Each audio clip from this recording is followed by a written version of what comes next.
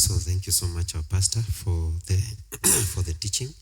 My question is, you've talked about the revelation from God. Now, in these days of very, very many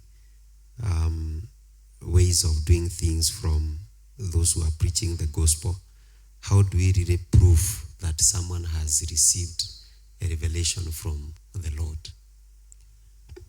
There is a biblical standard of testing prophecy and the prophets also. In the Old Testament, God had given this phrase. It is found in Jeremiah. It is also found, I think, in Deuteronomy. God had said, if someone comes and speaks to you in the name of the Lord, saying, thus says the Lord, this and this and this is going to happen. But that was limited to predicting things. And then the Bible says, if it doesn't come to pass what he said, then know that I did not send him. But you see, that is limited to predictions. Someone says, God is saying, tomorrow at noon, there is going to be an earthquake, and then it doesn't come at that time. That in the Old Testament, it is said, God had said, you just know the Lord had not sent him. In the New Testament, the Bible talks about testing the prophecy, not the prophet. Because by the time Paul is speaking to the church, the assumption was everyone in the church is born again. Everyone is, we know they are people of God, but then they may be hearing the wrong thing. So he says now test the prophecy, not the prophet, the prophecy. And although Paul has not outlined, there are things we say like, znaita nini?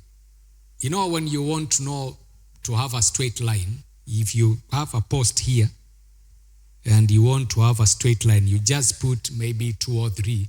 If all of them align, you know this is a straight line. But if one of them is outside of that line of view, and we have several things. One, it must be in agreement with the written word of God. As in the general revelation that God has given, prophecy will still be in line with that.